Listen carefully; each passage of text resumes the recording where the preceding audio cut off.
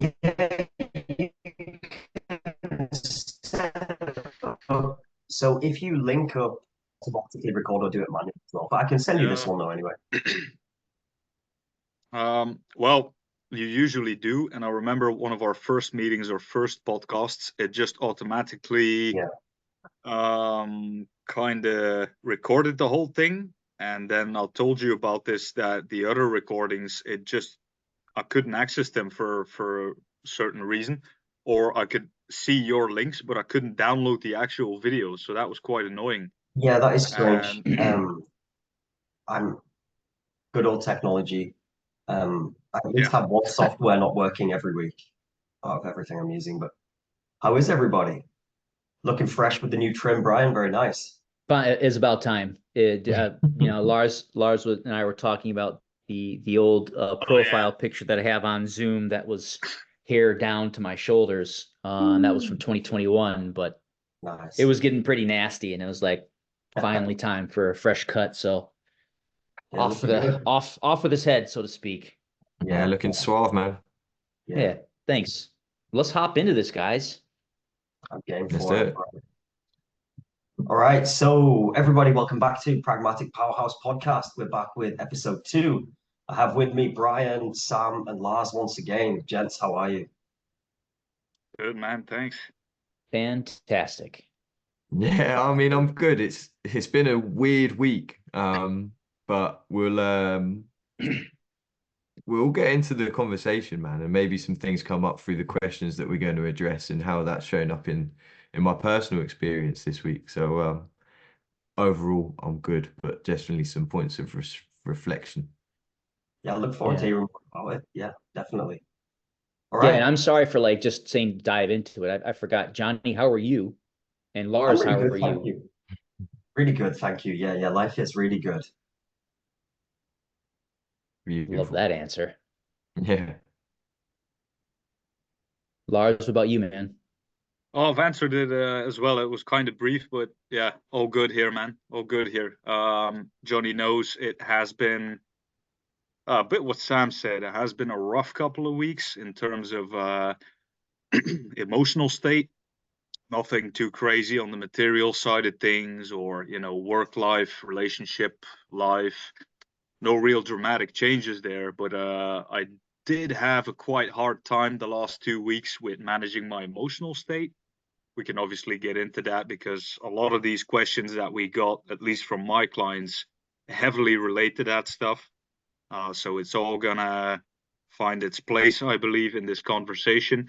But yeah, man, I think the most important thing is I've came out on top, and the net result is still positive. I'm in a good state of mind, and I'm just moving forward, man.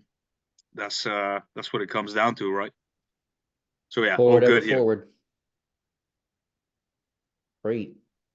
Well, Lars, I think you mined, to borrow Sam's words, you mined some great questions to kind of kick us off with. And I'm not sure what everyone else's plans were, but like these four questions were definitely gave me some food for thought to kind of They help do. guide the conversation. So I guess if they're your questions, and I guess I'd like to like just turn it over to you to, I mean, unless anyone else wants to start in different places, but I think Lars kind of has shown us a pretty good path to move forward through this conversation. Sure. Yeah, let's go for it. Yeah, I'm happy with that, man. Cool. All right, let's dive in, gentlemen. So yeah, first of all, Brian, thanks for that, man. That was a very strong assist, I would say. Nice intro as well to kick things off. Thank you for that. Mhm. And I just want to say, man, like these are not my questions. I mean, I appreciate the support there, and obviously I know the intention where you're coming from, which is from a good place. But I want to say I shouldn't have any honor or credit for that because they're not my questions. They're the actual questions straight from my clients, actually from a lot of the intake forms of my clients. So just to provide the audience as well and the people listening and watching with some context, when you apply for one-on-one coaching with me, everybody has to at the start fill in a intake form. So I ask various questions about the person's lifestyle, their nutrition profile, their training. And I also ask more deeper questions like, what do you want to get to in terms of personal development and mindset? What is currently the number one factor stopping you from achieving these things on your own? All that stuff, right? So there's this whole intake form they have to go through. And I've literally drawn questions from that as well. So I've did like a short Q&A round in my inner community groups, and then also just had a look at, you know what, the best source for these type of questions is really the intake forms, because those are from actual people and clients that came to me for help. So everything that we need in terms of, okay, what is actually going on in people's heads these days, what problems are people experiencing, the best place is in your own intake forms, really, because that's what people come to you for. And so I had a look at, okay, mindset and this stuff, and okay, this guy wants help with that, this person wants help with that. Okay, I've got a couple of female clients. What is on their mind? Or what are typical problems for them in today's world and society? And I just took from that, man.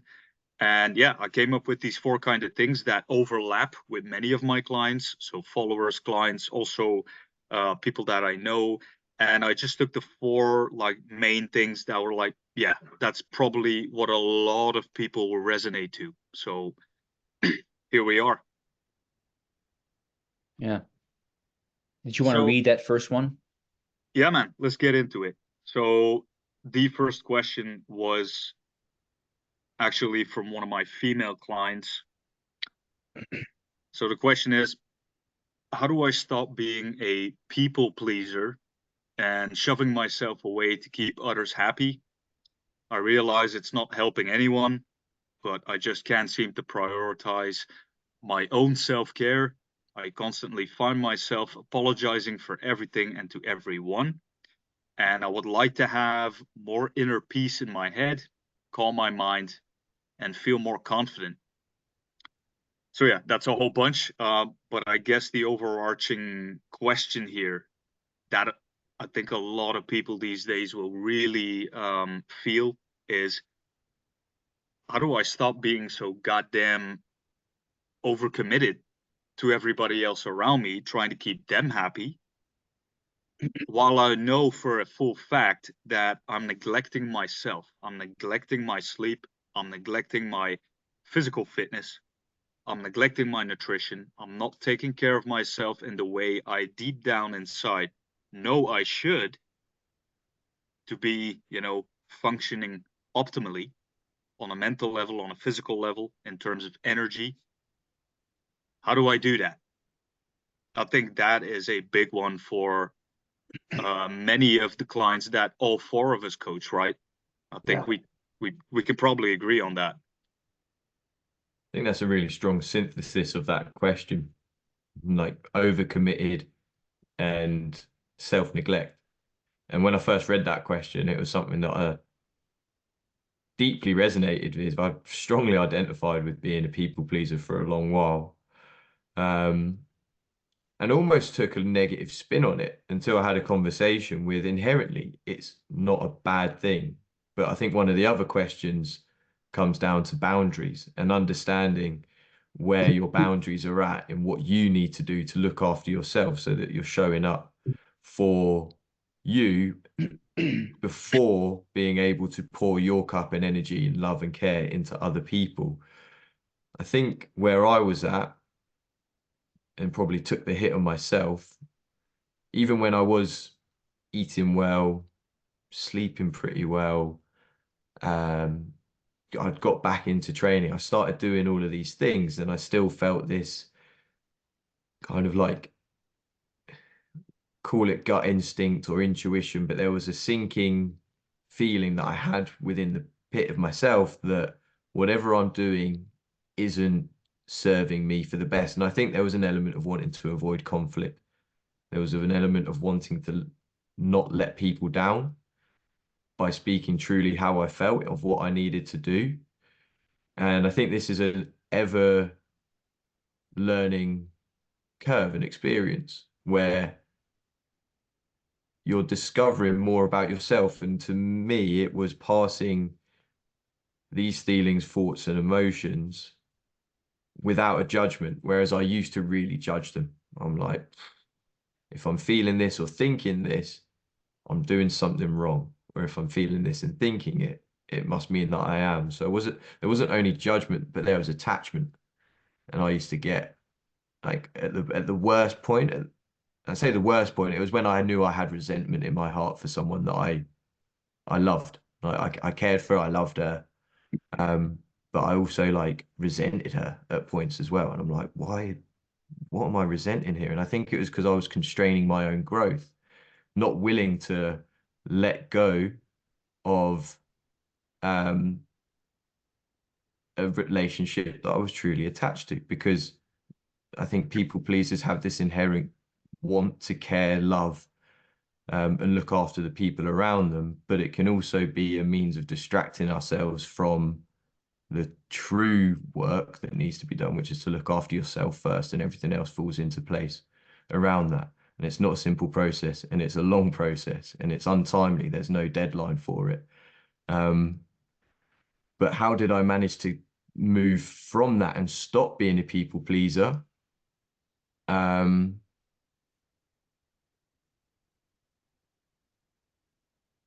was actually a book that I read, The Courage to Be Disliked.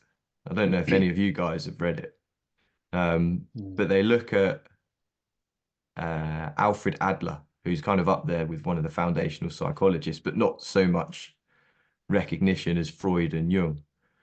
And he was more from a philosophical stance point. And the book is basically a dialogue between a master and a inquisitive, curious, but also like very strong-willed young student who wants to find out like why are people like this? What are we doing? And the point that really was a stickler for me was you are not responsible for how people feel. You are responsible for your response to your thoughts, your emotions, your behaviors, but you are also the one that observes them and experiences them. And it was that attachment to letting other people down, feeling that whenever I was in a situation where I began to express that I don't think this relationship's right for me, or always questioning it and chucking some doubt into it, I saw the reaction that came from that, and I thought, oh, fucking hell, I've really disturbed some peace here. Like, what a terrible person I am for putting this pain on that person. And what can I do? And I just felt helpless. The more I kind of went into it, I just felt more and more helpless, that I couldn't do anything, that I was a bad person inherently. And I was like, oh my God, no, I can't. This can't be the way. Surely there's another way. And I was always looking for that other way. And it was just forever distracting me from what was going on in here, because I felt responsible for that other person's happiness, I suppose. Yeah, Johnny, I'm going to lean into you on this one as to like the practical side of that, if there was anything that you were processing as I was kind of explaining it from a personal experience, because I think sometimes that's where I miss, like, I know I've done it and I'm continuously working through it, but what are the practical elements to what I described there? First thing I would say is thank you for sharing that so openly. Fucking awesome. Thanks, man. Secondly, there's one term, codependency, and that term, there's several archetypes for it. I was a major codependent up until the age of around 31. I didn't even really know what it was. It all goes back to childhood, all goes back to core wounds, all goes back to the way we were raised and the things that we didn't get in childhood. The way I was raised is what made me a codependent. And it happens almost subliminally because you've never tested this thing, you become identified with it. But then the next thing is mind identification. Any of these things that we react to in life, it's all down to mind identification. Any part of us, any trauma, any way our brain has been wired with neuroplasticity where we're not making a conscious effort to rewire our brain and our relationships and everything in life, including ourselves. Yeah, codependency, I'd say the most practical thing I could give, right? We're all coaches, yeah? Most clients need a therapist before they need a coach. And most Amen. clients are doing it the wrong way around. They're coming to us first, and they're not going to a therapist. And they're looking to us to fix things that we aren't actually able to fix. I don't say that about my journey, yours, or anybody else's. I know the power we can bring to all of these people. It's very, very, very clear. And I find these types of conversations cathartic for everybody. But yeah, codependency, go see a therapist. Put your practice in to become less identified with mind and heal your trauma. It's simple, it's unsexy, but it is the route to healing for most things. And I don't say that directed at anyone on this call. I just think that is the inevitable journey that the majority of us have to go through to heal everything. That's just my 2 cents, though. Yeah, Fully agree on that, man. Yeah, I like that, the building off the practical nature of that comment, Johnny. I think a lot of the people who are in situations where they don't even recognize their train of thought and how they feel.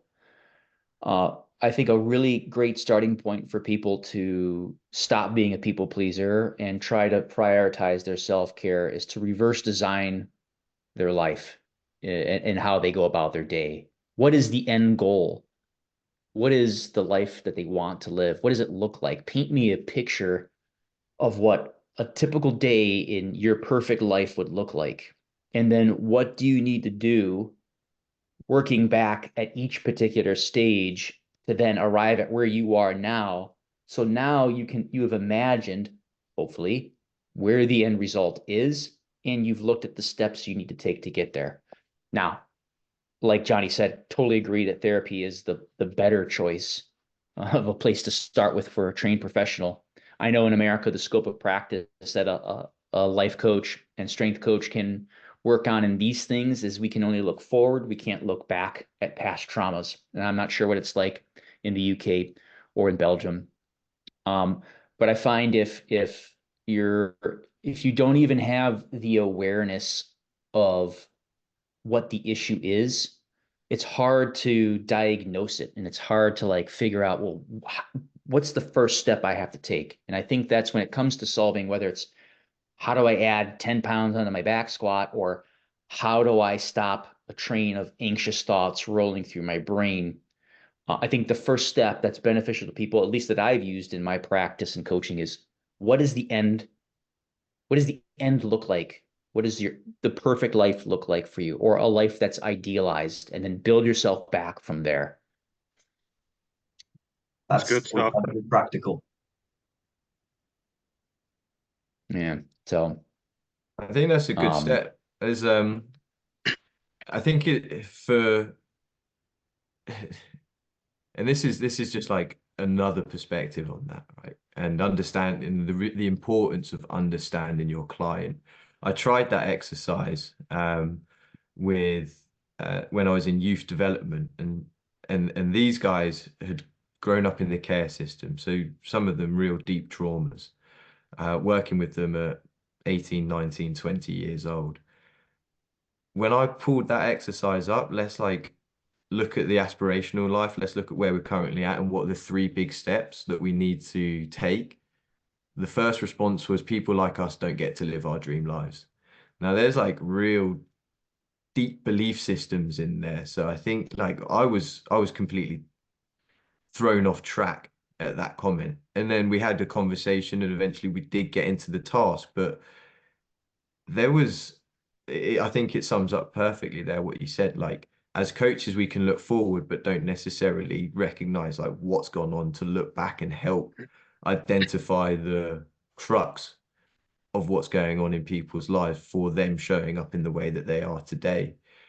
And I just, as you were saying that, Brian, I think it's an awesome tool, and it's something that I'm doing myself and help others do as well, because those goals set the direction and the intention. But if you have, like, these kids were in survival mode. I spoke to a colleague about it and they were like, these guys are literally thinking about the 24-hour period and how they can survive. And that's been the case since 6, 7, maybe even younger years old. Yeah, let And me clarify just one point there, Sam. I'm sorry to interrupt you. no. So when I said that we can't look back, we can look back at past experiences, Mm, but we can't try and solve them. mm, That is not our role as a coach. We are definitely informed by a person's past experiences, mm. but we have to solve things in the now and in the future. And that Yeah, so hopefully that clarifies what my point was. yeah, Yeah, no, we're not absolutely allowed does. to we're not allowed to treat anything, are we? Pretty Mm. much. Yeah. Um, Yeah, sorry, Sam, continue. that does clarify. And I think maybe um like I was having a conversation the other day around professional competency and like where I was at that in that role in my stage of development, and kind of like these questions come up, like, yeah, we can talk about it, but then there were points where I felt like uneasy in myself, like, oh my God, there's like I'm not equipped to help with not this conversation. I can hold space for this conversation, but the inner work that needs to be done there and help untangle some of that, was a grade above what I was qualified to do. But then also like trying to find the support around that. There were mental health practitioners and people that were counselors that were available, other charities that we kind of networked with to bring that support in. Systemically and structurally, it had its own challenges for people to come through, but I think that's a real important one. Be informed by previous experiences, but recognizing what we are qualified to do to help, like move from now and forward. And I think maybe, yeah, even in like my early stages of training and where I'm at currently, there's being clear on that from like myself. Like I want to help. Maybe it's some of the people pleaser coming in. I want to help, but like, how can I help you right now? Like people pleasing is like help everything. You can't help everything. It's the same when you're picking your niche. Try and serve everybody, end up helping nobody, right? Mm, But I'd love to hear just before, I'd love to get Lars's take on this as well, on the question we're currently addressing. But just before that, did you notice when you were working with clients, did you see anything in their trauma reflecting back to you that you saw in yourself specifically at any time? And if so, did you find it healing? Is that a question directly to me now? Sorry, I was just asking Sam, and before we okay. go to you on your Yeah. perspective for the question, yeah. All right. Yeah. Go ahead, Sam. Sorry, Johnny, can you repeat that question? Yeah, sure. Just when you were doing the youth work and everything, and you said you're working with these people, did you notice at any point along the journey that they were perhaps reflecting trauma that you could relate to back to you? And if so, was it healing for you, or did it have an adverse effect? In overall, I think it was healing because it helped me introspect on a few areas. But some of these guys' past traumas were things that I felt sorry and sad for their past experience. I mean, there was maybe Johnny, to be fair.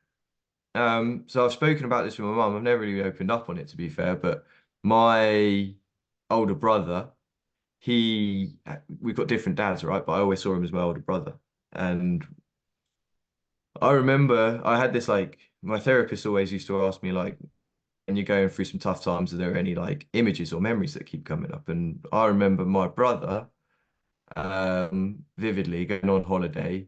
We were stood at the door. He was going on holiday with his dad to pick him up, and then he was going to come back. And that was the memory that I'd constructed in my head. And then I had this conversation. I don't know how it came about, but with my mum, and she was like, "Do you remember the day that Matt went to move in with his dad?" So when we were moving to Tring, my older brother, who had always been there 8 years of my life, he decided that he wasn't going to go live with us in Tring. He was going to move in with his dad permanently. But he wasn't going to tell us, me and my younger brother. He wasn't going to do it. He couldn't. And in the week leading up to that, Mum was saying it was strange because Matt was having dinner with us around the table.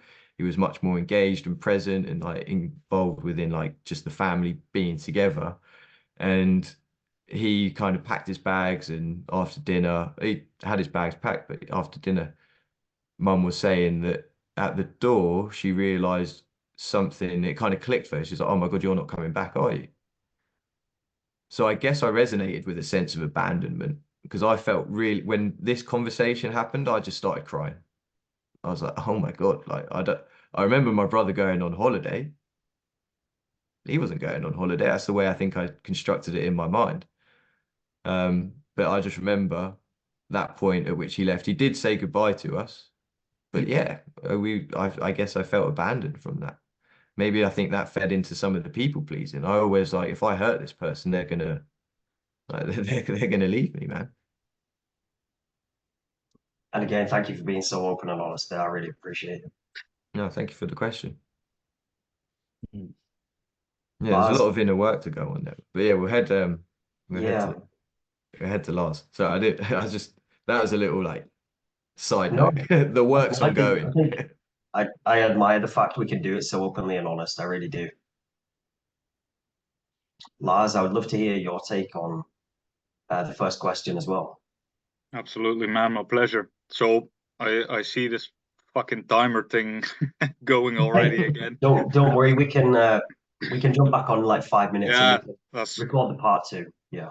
that's no problem. I'll probably even be able to answer this question in about 9 minutes because, to be honest, I don't have that much to say on it. But I want to pick up my answer to this question. So, how do I stop being a people pleaser?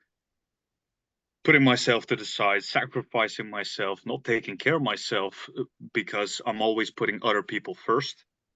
I want to pick off straight where Sam left off. And towards the end, he was saying things about, yeah, this is the inner people pleaser in me coming out because I'm trying to, I want to help people. I'm trying to help people. We all do, man. That's just the thing. That's the thing about being a people pleaser. We all want to help people, especially as coaches. But I think more importantly, and that's for the audience watching our podcast right here, more important, as a parent, as a father, as a mother, as a brother, as an uncle, maybe as someone in their jobs, as a leadership position, right? So maybe you're a chef at your team and you need to direct other people. Maybe you got kids. Maybe you're trying to take care of your friends. It doesn't matter. And I think that's the power of what we do here is that we humanize these topics that we speak about. And we don't speak on them from this position of we're the fucking coaches, we're the experts. No, we address it from a position of this is all around stuff. This is global stuff. Every single human can relate to this because we're all in some way or form in a position where we are responsible to take care of the people around us, whoever that is. And if you're struggling with this, if you consider yourself a nice guy or a people pleaser that's always putting other people first and never taking care of themselves, by definition, you're trying to help somebody. Otherwise, you wouldn't be a people pleaser. That's the whole thing. You're trying to help people. So I think a very important question to start next to what Brian said, which is, okay, what is the end goal? What do I want my life to look like then? That's a very important one too. Another one I would say is standing still on the question, why? You've heard this probably before from pretty much any business guru, right? Tony Robbins and Tim Ferriss and all these guys, Simon Sinek, they all talk about the why. The why is important, and you got to know the why. You got to figure out your why. And as cliche as it is, the why always beats the how. It's not so much how do I stop being a people pleaser. I think the most important part is actually starting with, well, why am I a people pleaser? And why do I consider myself as such? And why do I put other people first and then look after myself? I think an even more powerful question once you figure out the answer to that, because that's ultimately personal homework. Take a piece of paper and start writing or start talking. I think an even more important question in that regard is, why am I so convinced that helping other people first and neglecting myself is actually making me a good person. Why would I be convinced of that? Why would I be convinced that neglecting my self-care is going to be in somehow way make me better? Another way to phrase it is, why would I believe that being a 6 out of 10 in terms of happiness, energy levels, confidence, feeling good about myself, 6 out of 10, why am I convinced that that is helping people when I could be an 8 out of 10 or a 9 out of 10? Yeah. It doesn't make sense to me. It really doesn't. It never did. And yes, I've been on the road myself. To be honest, man, I never understood the concept of feeling miserable and like shit yourself and then trying to help the world. That doesn't work. It just doesn't. And people have the wrong idea about this, man. And this whole belief that, yeah, but we're living for other people, Lars, and one day you'll understand, you know. You're living a very selfish life, you know, you take care of yourself and all that. But well, once you get kids, Lars, you'll understand. No, I honestly don't, because I coach fathers, I coach people that have kids, Can and I they all just say, interject with something there just while you're on that sure, man. topic? Yeah, sorry, it's so relevant for what you just said there. Selfless, completely selfless people are no less challenged than completely selfish people. It's just the opposite end of the same scale, and both are self-suffering, just in a different way. To that. But yeah, sorry, I just had to add that. Yeah, please go ahead. Yeah, thanks for that. And you're right, man. And I believe that's actually good you put that in there, because to me, what that sounds like and what that comes down to, that's what I was leading up to anyway. So that thanks for that, Johnny, is as coaches, but also again as parents, you know, trying to be the best parent you can be, trying to be the best team leader at your job, trying to be the best sister, the best brother, the best friend you can be, right? So this is all very relevant for all of us. When you think about it, it comes down to leadership and ownership. And when you think about it, what does good leadership look like? To me, leadership is all about lead yourself, lead others, and most importantly, give others something to look up to. Like, I know it's a mind-blowing concept, but give them something they want to be led by. Give them something to look up to. Give the people something that they want to follow. And it's mind-blowing to me how many people don't see this, don't realize this, don't appreciate this. Let's just take fatherhood, man. Let's just go with that example, because I think so many people will resonate with that. Right, we got a bunch of clients that are parents, and always, obviously, it's part of the game. You put yourself out the way to put your kids first. But let's just think about this for a second. What son is looking at his father and is thinking, oh, my dad is a legend, he's epic, daddy's my superhero. Look at daddy's my superhero. What kid says that about his father when you as a father are sitting there eating a bag of chips, feeling sorry for yourself, and crying about your life's problems and feeling miserable, you know, feeling out of shape, feeling overweight, feeling unhealthy, not doing anything about it? How powerful is the statement that you give to your son and say, you can be anything you want in this life, kid. You can do all that you want. There's no weight behind your words. You're not living it. And I think we need to step away from this pressure that we all need to be these successful $1 million business guys. We need to step away from the pressure that we need to be some kind of elite special forces operator to be a good example for our kids. No, it's like, just fucking show up and be authentic with what you say to your kids, and think about one question. Okay, the things that I'm saying to my son, like, you can be anything you want, you have to work hard for it. If you can dream it, you can do it, son. All the possibilities are within you. I want the best for you, and I want you to live the best life you can. But are you being the example Are you living those words through example? And I think that's what leadership is, and that's what parenting is. I mean, you can't expect your kids to look at you and be like, you know what, mommy's right, daddy's right, if you're not living up to your own advice. And that's just the first realization and understanding that people pleasing, the only way to please people, or actually, in other words, help people, inspire people, is through helping yourself